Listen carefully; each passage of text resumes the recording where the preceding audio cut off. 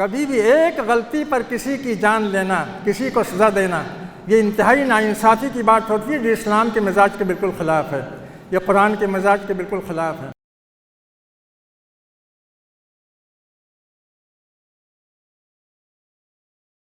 الحمدللہ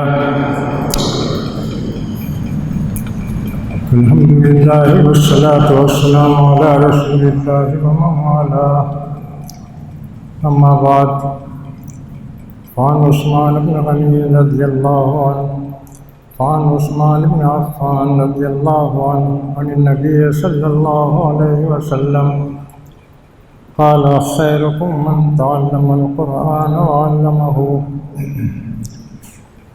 نبی کریم صلی اللہ علیہ وسلم کی ایک مشہور حدیث ہے کہ آپ نے فرمایا کہ تم میں سب سے اچھا انسان وہ ہے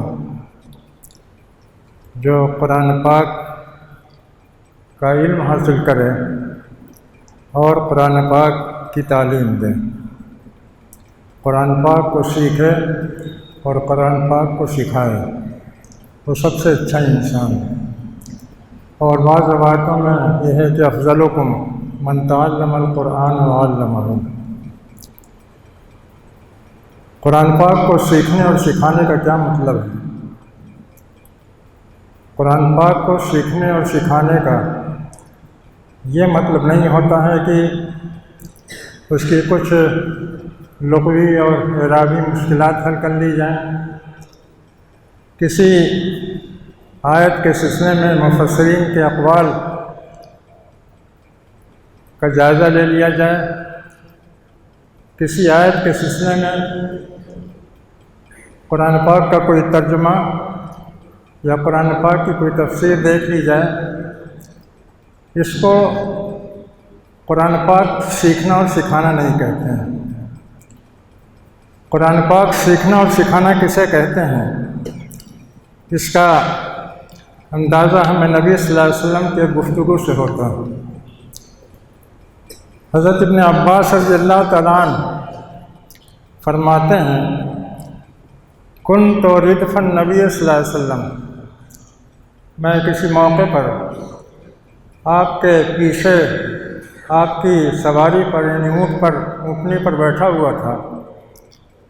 آپ نے فرمایا یا غلام اور یا غلام، اے بچے یا اے پیارے بچے،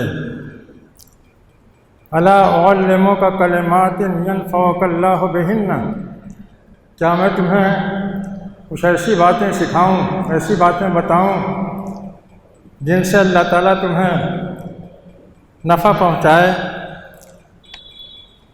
انہوں نے کہا فقلت بلا یا رسول اللہ، اللہ کے رسول ضرور ایسی باتیں ہمیں سکھائیے۔ تو نبی صلی اللہ علیہ وسلم نے فرمایا احفظ اللہ یحفظک، اللہ تعالیٰ کو ہمیشہ یاد رکھو، اللہ تعالیٰ تم کو یاد رکھے گا۔ احفظ اللہ تجدہ تجاہک، اللہ کو یاد رکھو، اللہ کو ہمیشہ اپنے سامنے پاؤ گے، اپنے ساتھ پاؤ گے۔ تعرف الیہ فی الرخاء یعرفک فی الشدہ، خوشی اور خوشحالی کی حالت میں اللہ کو یاد رکھو تو پریشانی اور مصیبت کی حالت میں وہ تمہیں یاد رکھے گا۔ وَإِذَا سَأَلْتَ فَاسْأَلِ اللَّهَ، کچھ مانگنا ہو تو اللہ سے مانگو، کسی دوسرے کے سامنے ہاتھ نہ پھیلاؤ۔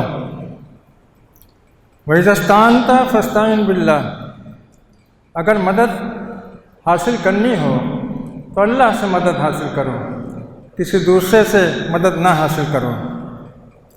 قد جف القلم بما هو کائن، قلم خشک ہو گیا ہے، جو ہونا ہے وہ طے ہو گیا ہے۔ فلو ان الخلق جميعا ارادوا ان ينفعوك بشيء لم يكتبه الله لك لم يقدروا عليه، اگر تمام انسان مل کر کے بھی تمہیں کوئی نفع پہنچانا چاہیں، کوئی چیز تمہیں دینا چاہیں جو اللہ تعالیٰ نے تمہارے لیے لکھی نہیں ہے، تو کبھی بھی وہ اس میں کامیاب نہیں ہو سکتے، تمہیں وہ چیز نہیں حاصل ہو سکتی۔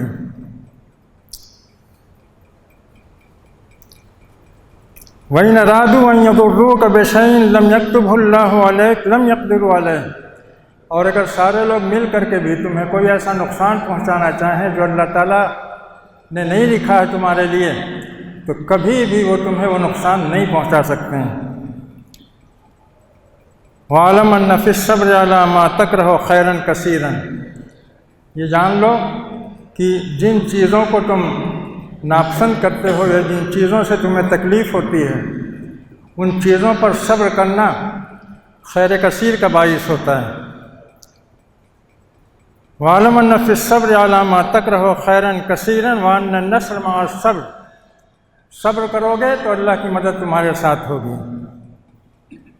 وَأَنَّ الْفَرَجَ مَعَ الْكَرْبِ، اور مصیبت ہوتی ہے تو اللہ تعالیٰ کو کشادگی کی راہیں پیدا کرتا ہے۔ وَأَنَّ مَعَ الْعُسْرِ يُسْرًا، دشواری کے ساتھ آسانی بھی ہوتی ہے۔ یہ چھوٹی سی حدیث ہے، اس چھوٹی سی حدیث میں اللہ کے رسول صلی اللہ علیہ وسلم نے قرآن پاک کا خلاصہ پیش کر دیا۔ قرآن پاک کا نچوڑ کیا ہے، قرآن پاک کا عطر کیا ہے، قرآن پاک کا پیغام کیا ہے، قرآن پاک کس طرح کا انسان بنانا چاہتا ہے، کیسا ذہن بنانا چاہتا ہے، کیسا مزاج تیار کرنا چاہتا ہے، وہ ساری چیزیں اس حدیث کے اندر موجود ہیں۔ اس کو کہتے ہیں قرآن پاک پڑھنا اور سیکھنا، اور قرآن پاک سکھانا اور پڑھانا۔ یہ چیز بڑی اہمیت رکھتی ہے، اس کو ہمیشہ سامنے رکھنا چاہیے کہ قرآن پاک سیکھنے یا سکھانے، پڑھنے یا پڑھانے کی جو ترغیب آئی ہے، جو تعلیم دی گئی ہے، اور قرآن پاک سیکھنے اور سکھانے والے کو جو سب سے افضل انسان قرار دیا گیا ہے، وہ کیوں قرار دیا گیا ہے؟ قرآن پاک پڑھنے اور پڑھانے کا مطلب یہ ہے کہ انسان اپنے آپ کو قرآن پاک کے سانچے میں ڈھال لے، اس کا مزاج قرآن کا مزاج بن جائے، اس کی سوچ قرآن پاک کی سوچ بن جائے، وہ خواب دیکھے تو قرآن پاک کے خواب دیکھے، اس کی ساری تمنائیں اور ساری آرزوئیں قرآن پاک کے مطابق ہو جائیں۔ اس کو کہتے ہیں قرآن پاک پڑھنا۔ اور اسی طرح سے پڑھانے والے کا کام یہ ہے کہ وہ طلبہ کے اندر یا پڑھنے والوں کے اندر اس طرح کا ذہن تیار کرے، اس طرح کی اسپرٹ تیار کرے، ان کے اندر یہ روح پیدا کرے کہ قرآن پاک کیا چیز ہے، وہ چاہتا کیا ہے، اور کس طرح کا انسان بنانا چاہتا ہے۔ قرآن پاک کی محض تلاوت کر لینا یا تفسیروں کا مطالعہ کر لینا یا اس کی کچھ مشکلات کو حل کر لینا، اس کو قرآن پاک پڑھنا اور پڑھانا نہیں کہا جاتا ہے۔ نبی کریم صلی اللہ علیہ وسلم نے یہی کام کیا تھا۔ صحابہ کرام رضوان اللہ تعالیٰ علیہم اجمعین کے ذہنوں کو آپ نے تبدیل کر دیا تھا اور قرآن پاک کے سانچے میں آپ نے ڈھال دیا تھا۔ وہ سوچتے تھے تو قرآن پاک کی روشنی میں سوچتے تھے، قرآن پاک ہی ان کا آئینہ تھا، قرآن پاک ہی ان کی کسوٹی تھی، قرآن پاک ہی ان کا پیمانہ تھا۔ ہر چیز میں وہ قرآن پاک کا حکم تلاش کرتے تھے کہ قرآن پاک کی منشا کیا ہے، قرآن پاک ہمیں کیا پیغام دیتا ہے۔ یہ آج ہمارے کرنے کا کام ہے۔ آج ہماری امت جن حالات سے گزر رہی ہے، جن پستیوں میں غوطے لگا رہی ہے، ذلت اور نامرادی کے جن سمندروں میں غوطے مار رہی ہے، اس کی وجہ صرف یہ ہے کہ قرآن پاک سے دوری ہو گئی ہے۔ قرآن پاک کو ہم نے فراموش کر دیا ہے۔ قرآن پاک کو پڑھتے ہوئے بھی ہم قرآن پاک کو پڑھتے نہیں ہیں، قرآن پاک کو سیکھتے ہوئے بھی ہم قرآن پاک کو سیکھتے نہیں ہیں، قرآن پاک کو سکھاتے ہوئے بھی ہم قرآن پاک کو سکھانے میں کامیاب نہیں ہوتے ہیں۔ قرآن پاک کو پڑھانے کا مطلب یہ ہے کہ پورا ہمارا یہ ماحول قرآنی ماحول بن جائے، لوگوں کا ذہن قرآنی ذہن بن جائے، ہر چیز میں قرآن کا جلوہ نظر آئے، ہر طرف معلوم ہو کہ یہ قرآنی کردار ہے، یہ قرآنی سوچ ہے، یہ قرآنی فکر ہے، یہ قرآنی پسند ہے، ہماری کوئی پسند نہ ہو قرآن پاک کے علاوہ۔ یہ ہوتا ہے قرآن پاک پڑھنا اور قرآن پاک سیکھنا۔ یہ بات ہمارے ذہن میں واضح رہنی چاہیے۔ قرآن پاک سے دور رہ کر کے ہم کبھی بھی قرآن پاک کو پڑھنے اور پڑھانے والے نہیں بن سکتے ہیں، اور حقیقت یہ ہے کہ ہماری امت خلافت راشدہ کے بعد سے دوریاں بڑھتی چلی گئیں۔ مسلمانوں کو جتنی ذلتوں کا اور آزمائشوں کا سامنا کرنا پڑا ہے، اس کی وجہ صرف یہ ہے کہ ہم نے قرآن پاک کو چھوڑ دیا ہے۔ ہماری سمجھ میں نہیں آتا ہے کہ قرآن پاک ہمیں کیا دے گا، لیکن حقیقت یہ ہے کہ قرآن پاک کو چھوڑنے کے نتیجے میں ساری ذلتیں ہم کو اٹھانی پڑی ہیں اور ساری آزمائشوں سے گزرنا پڑا ہے، اور جتنے فتنے بھی اس امت کے اندر پیدا ہوئے ہیں ان کے پیچھے یہی سبب کار فرما رہا ہے کہ ہم نے قرآن پاک کو اپنا مشعل، اپنا امام، اپنا رہنما اور اپنا ہادی نہیں بنایا ہے، جس کا ہم ہر زمانے میں جس کا نتیجہ ہم بھگتتے رہے ہیں اور آج بھی ہم بھگت رہے ہیں۔ یہ چیز ہمارے لیے بہت ہی قابل غور ہے کہ ہم قرآن پاک سے کیوں قریب نہیں ہو رہے ہیں اور قرآن پاک کو اللہ کی کتاب سمجھ کر کے اس کو اپنی حفظ جاں کیوں نہیں بنا رہے ہیں۔ جب تک ہم قرآن پاک کو حفظ جاں نہیں بنائیں گے ہمارے مسائل کبھی بھی حل نہیں ہو سکتے ہیں۔ دنیا کی کوئی طاقت بھی، دنیا کا کوئی لٹریچر بھی، دنیا کی کوئی کتاب بھی ہمیں قرآن پاک سے بے نیاز نہیں کر سکتی ہے، اور قرآن پاک کے جو فائدے ہیں ہمیں کسی چیز سے حاصل نہیں ہو سکتے ہیں۔ اس کو سمجھنا چاہیے۔ قرآن پاک کو بہت ہلکے مت لیجیے۔ قرآن پاک کا مطلب یہ ہے کہ آپ اپنے دل و دماغ میں اس کو بسا لیجئے، اپنے کردار میں اس کو سجا لیجئے، آپ کا فکر اور آپ کی سوچ سب کچھ قرآن پاک کے مطابق ہو جائے، جیسا کہ صحابہ کرام رضوان اللہ تعالیٰ علیہم اجمعین کے ہم نے دیکھا تھا۔ اور قرآن پاک کہ اسی کا یہی کرشمہ تھا، یہی اعجاز تھا کہ انہیں دیکھتے دیکھتے زمانے نے دیکھا کہ وہ پستی سے اٹھ کر کے آسمان کی بلندیوں پر پہنچ گئے۔ دنیا کی ساری طاقتوں کو، بڑی بڑی شہنشاہیتوں کو انہیں ہلا کر کے جھنجھوڑ کر کے رکھ دیا، اور ساری شہنشاہیتیں بالکل پست ہو گئیں، ریزہ ریزہ ہو گئیں، اور اسلام کا جھنڈا ہر طرف لہرانے لگا۔ اسلام کا جھنڈا انہوں نے گاڑ دیا۔ یہ صرف قرآن پاک کا اعجاز تھا، صرف قرآن پاک کا کرشمہ تھا۔ اس قرآنی اخلاق کی ہمیں جستجو ہونی چاہیے، اس قرآنی اخلاق کو پیدا کرنے کی کوشش ہونی چاہیے، یہ قرآنی مزاج اور قرآنی سوچ ہمارے اندر پیدا ہونی چاہیے۔ یہ ذہن میں ہمارے واضح رہنا چاہیے کہ قرآن پاک کچھ خاص لوگوں کے لیے، کسی خاص طبقے کے لیے، علماء کرام کے لیے نہیں نازل ہوا ہے۔ قرآن پاک ساری انسانیت کے لیے نازل ہوا۔ ساری انسانیت قرآن پاک کے سلسلے میں جواب دہ ہوگی۔ اللہ تعالیٰ کے ہاں جو حساب ہوگا وہ قرآن پاک کے مطابق ہوگا۔ یا ایھا الناس قد جاءکم برہان من ربکم وانزلنا الیکم نورا مبینا۔ ایس انسانوں، سارے انسانوں کو خطاب کیا گیا ہے، چاہے وہ مسلم ہوں چاہے کافر ہوں۔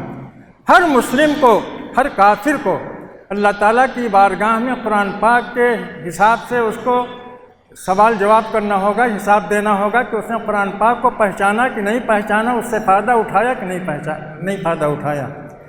یہ ہمیں اس بات کو سمجھنا چاہیے، اور یہ سمجھنا چاہیے کہ ہم سب کا فرض یہ ہے کہ ہم قرآن پاک کو سمجھیں، قرآن پاک کو اپنے دل و دماغ میں بسائیں، قرآن پاک ہی ہمارے ساز دل کا نغمہ بن جائے، قرآن ہی ہماری سب سے پیاری کتاب بن جائے۔ سب کچھ کرتے ہوئے، سارے کاروبار کرتے ہوئے، ساری تجارتیں کرتے ہوئے، یا دوسری تعلیم حاصل کرتے ہوئے، کوئی بھی تعلیم حاصل کرتے ہوئے ہم قرآن پاک کو اگر چھوڑتے ہیں تو ہم گناہ گار ہوں گے۔ قرآن پاک کا بدل کوئی چیز نہیں بن سکتی ہے۔ قرآن پاک سیکھنا اور قرآن پاک پڑھنا اور قرآن پاک سمجھنا اور قرآن پاک کی روشنی میں اپنے آپ کو بنانا اور سنوارنا، یہ ہر انسان کا فرض ہے۔ اب اس کے بعد پھر بقیہ سارے علوم حاصل کیے جا سکتے ہیں، سارے کام کیے جا سکتے ہیں، دنیا کے سارے دھندے کیے جا سکتے ہیں، لیکن قرآن پاک سے غافل ہو کر کے کبھی بھی ہم فائدے کا سودا یا نفع کا سودا نہیں کر سکتے ہیں۔ آج پوری امت کی پریشانی یہی ہے کہ انہوں نے چند لوگوں کے حوالے انہوں نے کر دیا کہ یہ پڑھائیں، ہمارا کام جو ہے خالی دنیا کے علوم حاصل کرنا ہے، دنیا کا کاروبار کرنا ہے۔ یہ بہت بڑی غلط فہمی ہے۔ جب تک تمام امت قرآنی امت نہیں بنے گی، جب تک ان کے اندر قرآنی مزاج نہیں پیدا ہوگا، اس وقت تک ہم کبھی بھی قرآن پاک کی برکتوں سے مالا مال نہیں ہو سکتے ہیں۔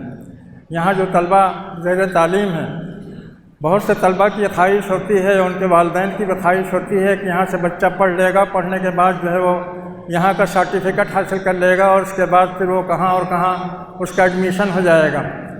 ان سارے ایڈمیشنوں سے ہمیں کوئی اختلاف نہیں ہے، اس پر کوئی اعتراض نہیں ہے، لیکن میرے بچوں، پیارے بچوں، اس بات کو سمجھ لو کہ اگر یہاں رہتے ہوئے تو تم نے قرآن پاک نہیں پڑھا، قرآن پاک نہیں سیکھا، قرآن پاک نہیں سمجھا، قرآن پاک سے محبت نہیں کی، قرآن پاک کو اپنے دل میں نہیں بسایا، تو یہ تمہاری بہت بڑی محرومی ہوگی، بہت بڑی محرومی ہوگی جس کی تلافی کبھی ممکن نہیں ہوگی۔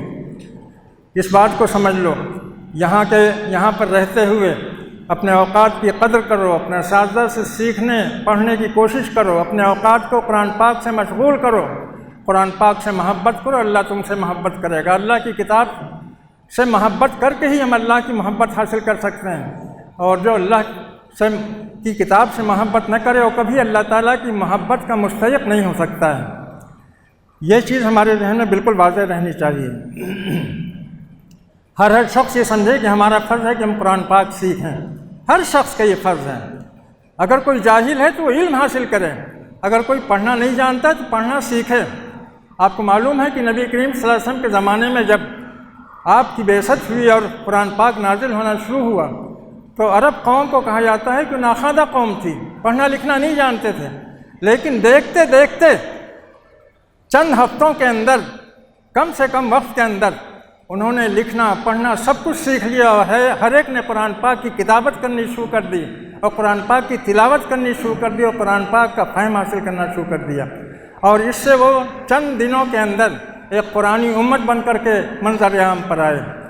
تو اگر کوئی نہیں جانتا ہے تو اس کا یہ کوئی عذر مقبول نہیں ہے، اس کو نہیں جانتا ہے تو اس کو جاننا چاہیے، اگر اس نے نہیں سیکھا اب تک تو اس کو سیکھنا چاہیے، چاہے بوڑھا ہو، چاہے جوان ہو، چاہے کسی بھی عمر میں ہو۔ دوسری چیز یہ ہے کہ قرآن طلبہ کو اچھی طرح سے بات سمجھ لینی چاہیے کہ اس ادارے کی تعمیر میں، اس کے بناؤ بگاڑ میں ان کا پورا حصہ ہے۔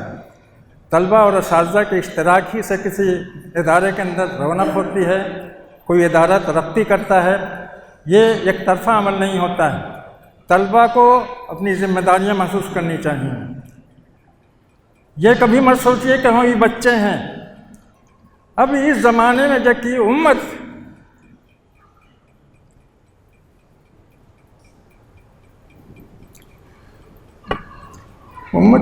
کتنی مصیبتوں سے دوچار ہے، اس امت میں بچپن کا کوئی سوال نہیں ہوتا، کوئی بچہ نہیں ہے، ہر بچے کو جوان ہونا چاہیے اور اس کے اندر جوانوں کی سوچ ہونی چاہیے۔ آج غزہ کے چھوٹے چھوٹے بچے اور بچیاں وہ بھی تیار ہوتے ہیں کہ ہم مجاہد بنیں گے، اپنے علاقے کی حفاظت کریں گے اور دشمنوں کو مقابلہ کریں گے۔ کوئی بچہ ان کے یہاں بچہ نہیں ہوتا ہے۔ بچہ آنکھ کھولتے ہی جب وہ چلنے پھرنے لگتا ہے تو وہ جوان ہو جاتا ہے، اور جوانوں کی سوچ ہوتی ہے اندر، جوانوں کی امنگیں ہوتی ہیں، جوانوں کی تمنائیں ہوتی ہیں، جوانوں کی آرزوئیں ہوتی ہیں، جوانوں کے حوصلے ہوتے ہیں ان کے اندر۔ اور یہی وجہ ہے کہ دنیا کی طاقتیں اپنی ساری طاقتوں کے باوجود بھی ان کے سسٹم بالکل ناکام ہیں۔ یہ امت جن حالات سے گزر رہی ہے، ان حالات میں کبھی بھی بچوں کو یہ نہیں سمجھنا چاہیے کہ ہم ابھی بچے ہیں۔ ابھی سے اپنی ذمہ داریوں کو محسوس کرو، اپنی ذمہ داریوں کو سمجھو۔ امت کو تمہاری ضرورت ہے۔ امت اس وقت قحط الرجال کا شکار ہے۔ رجال اس امت کے اندر موجود نہیں ہیں، لیڈرشپ اس امت کے اندر موجود نہیں ہے۔ اس کمی کو پورا کرنا تمہارا کام ہے۔ اپنے مستقبل کے بارے میں سیریس ہونا چاہیے۔ مستقبل کے بارے میں سوچو کہ تمہیں آگے چل کر کے کیا بننا ہے، کیا کرنا ہے، اس کے ابھی سے پلاننگ کرو، اس کے خاکے بناؤ، اور وہ خاکے اور پلاننگ قرآن پاک کی روشنی میں ہوگا، قرآنی ذہن سے ہوگا، قرآنی مزاج سے ہوگا۔ قرآن پاک سے دوری کے نتیجے میں ہمیں کتنی مصیبتوں کا سامنا کرنا پڑا ہے۔ اس وقت جو مسائل چھڑے ہوئے ہیں، جو مصیبتیں آ رہی ہیں، جو لوٹ مار ہو رہی ہے، پکڑ دھکڑ ہو رہی ہے، یہ صرف قرآن پاک سے دوری کا نتیجہ ہے۔ قرآن پاک سے دوری کے نتیجے میں ہم نے بہت سی ایسی چیزوں کو قبول کر لیا، اپنے لٹریچر میں داخل کر لیا جن کی کوئی حقیقت نہیں ہے، کوئی حقیقت نہیں ہے۔ اللہ تعالی ہمیں اس بات کی توفیق دے کہ ہم اپنے قرآن پاک کو سمجھیں اور قرآن پاک کو اپنا اصل رہنما بنائیں، قرآن پاک کی روشنی میں اپنا ماحول تیار کریں، نوجوانوں کا ذہن بنائیں۔ کتنے نوجوان جو جانتے نہیں ہیں کہ حقیقت کیا ہے، وہ اسی کو دینداری سمجھ رہے ہیں۔ ایک بے بنیاد چیز کے پیچھے جان دینا، اس کے لیے آزمائشیں برداشت کرنا، قید و بند کی مصیبتیں برداشت کرنا، اس کو سمجھنا ایک بہت بڑا کار ثواب دین کے لیے قربانی ہے، حالانکہ یہ دین کو منہدم کرنے والی چیزیں ہیں۔ ہمیں ہمیشہ پرسکون ہونا چاہیے۔ اللہ کے رسول صلی اللہ علیہ وسلم نے فرمایا کہ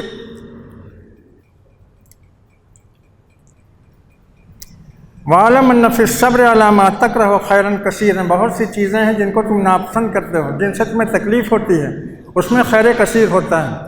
یہ بات سمجھنی چاہیے کہ ہر چیز جو ہمارا دل چاہے وہ صحیح نہیں ہوا کرتی ہے، اس کو ہم نے سمجھنے کی کوشش کرنی چاہیے۔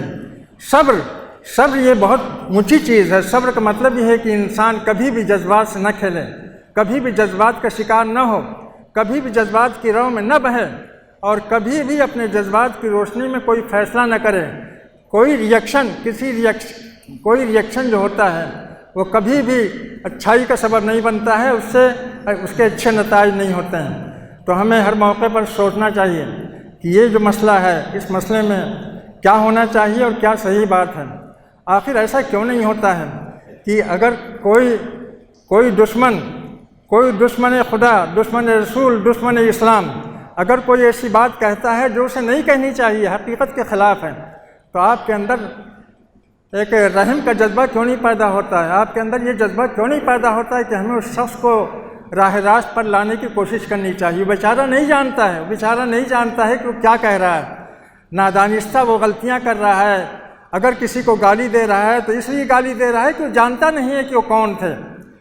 میں ایک بار کا واقعہ بتاتا ہوں۔ پونا ایک موقع پر مجھے جانا ہوا اور وہاں پر سیرت رسول پر تقریر تھی۔ سیرت رسول کے جلسے میں بہت سے غیر مسلم بھی آئے تھے، مسلم بھی آئے تھے۔ تقریر ختم ہوئی، 1 گھنٹے کی تقریر تھی۔ تقریر ختم ہونے کے بعد ہی 4 پروفیسرز پونا یونیورسٹی کے وہ آ کر کے اسٹیج پر ملے اور آپ دیدہ ہو کر کے انہوں نے یہ کہا کہ ہم لوگ اس جلسے میں خالی مذاق اڑانے کے لیے آئے تھے، راستے بھر ہم محمد صاحب کو گالیاں دیتے ہوئے آئے تھے، لیکن آج ہم کو معلوم ہوا کہ محمد صاحب کتنے عظیم انسان تھے۔ ہم بہت شرمندہ ہیں اور ابھی ہم اس کی تلافی کیسے کریں؟ پوری قوم میں یہ شعور پیدا ہونا چاہیے تھا، محمد صلی اللہ علیہ وسلم کا تعارف ہونا چاہیے تھا۔ اگر تعارف نہیں ہوا ہے، لوگ آپ کو گالیاں دیتے ہیں، تو اس میں کوتاہی ہماری ہے کہ ہم نے پیغام نہیں پہنچایا ہے، محمد صاحب کا تعارف ہم نے نہیں کرایا ہے، یہ ہماری اپنی غلطی ہے، اور اس غلطی کی سزا ہمیں خود اپنے آپ کو دینی چاہیے۔ اسلام محبت کا دین ہے، اسلام پریم کا دین ہے، وہ ہمدردی سکھاتا ہے، دل سوزی اور محبت سکھاتا ہے۔ وہ کبھی بھی تلوار لے کر کے برہنہ تلوار لے کر کے لوگوں کو تلاش نہیں کرتا ہے۔ کبھی بھی اس طرح کی ذہنیت مت بنائیے۔ آپ یہ سمجھیے کہ اسلام دین الرافہ ہے، اسلام دین رحمت ہے، محمد صلی اللہ علیہ وسلم نبی رحمت تھے۔ آپ نے کبھی اس طرح سے لوگوں کے ساتھ سلوک نہیں کیا ہے۔ کافروں کے ساتھ، کافروں کی ہدایت کے لیے، کافروں کو راہ راست پر لانے کے لیے آپ تڑپتے تھے۔ لعلک باخع نفسک الا یکونوا مؤمنین، آپ بالکل بھولے جا رہے تھے اس غم میں کہ لوگ ایمان کیوں نہیں لا رہے ہیں، اپنے آپ کو جہنم کی آگ سے کیوں نہیں بچا رہے ہیں۔ یہ کیفیت ہماری بھی ہونی چاہیے۔ کافروں کے لیے، ہندوؤں کے لیے، غیر مسلموں کے لیے کبھی بھی اپنے اندر نفرت کا جذبہ مت رکھیے۔ وہ جو کچھ کر رہے ہیں اس وجہ سے کر رہے ہیں کہ ہم نے ان تک اللہ کا پیغام نہیں پہنچایا ہے، انہیں ہم نے روشنی نہیں دکھائی ہے۔ یہ ہمارا کام تھا کہ ہم ان کو روشنی دکھاتے ہیں۔ اس لیے ہمیں بہت ہی سنجیدہ ہو کر کے اپنے جذبات پر قابو رکھنا چاہیے، اور کبھی بھی جذبات میں آ کر کے کوئی ایسی حرکت نہیں کرنی چاہیے کہ جس سے ہم خود پریشانی میں پڑیں، دوسرے لوگ پریشانی میں پڑیں اور دوسروں کے ساتھ زیادتی ہو۔ اللہ نے ہر انسان کو زندگی دی ہے، یہ زندگی اس لیے دی ہے تاکہ وہ نیک عمل کرے۔ اگر نیک عمل نہیں کر رہا ہے تو کم سے کم اس کو موقع ملے کہ وہ صحیح بات کو پہچان سکے، حق کی راہ کو تلاش کر سکے۔ کبھی بھی ایک غلطی پر کسی کی جان لینا، کسی کو سزا دینا، یہ انتہائی ناانصافی کی بات ہوتی ہے، جو اسلام کے مزاج کے بالکل خلاف ہے، یہ قرآن کے مزاج کے بالکل خلاف ہے۔ محبت رکھیے۔ ہماری حیثیت داعی کی ہے، وَلْتَكُن مِّنكُمْ أُمَّةٌ يَدْعُونَ إِلَى الْخَيْرِ، ایک داعی گروہ، اس کا یہ مزاج نہیں ہوا کرتا ہے کہ لوگوں سے نفرت رکھے، لوگوں سے دشمنی رکھے، لوگوں کو پریشان کرنے یا ان کو سزا دینے یا ان کو جیل میں بھجوانے کی فکر کرے، کوشش کرے، یہ ہمارا کام ہی نہیں ہے۔ ہمارا کام تو یہ ہے کہ سب کے ساتھ ہمدردی کریں، سب سے محبت کریں، اور دنیا اور آخرت میں سب کو فائدہ پہنچانے اور سب کو اچھے حالات سے ہمکنار کرنے کی کوشش کریں۔ یہ ہمارا فرض ہے، اپنے فرض کو پہچاننا چاہیے۔ ہم داعی الخیر ہیں، امر بالمعروف اور نہی عن المنکر ہماری اصل ذمہ داری ہے۔ اس ذمہ داری سے غافل ہو کر کے ہم کبھی بھی نہ خود خوش رہ سکتے ہیں نہ دوسروں کو خوش رکھ سکتے ہیں۔ اللہ تعالی ہمیں اس بات کی توفیق دے کہ ہم اپنی ذمہ داریوں کو پہچانیں۔ اقول قولی ھذا واستغفر اللہ لی ولکم اجمعین واستغفروہ انہ هو الغفور الرحیم۔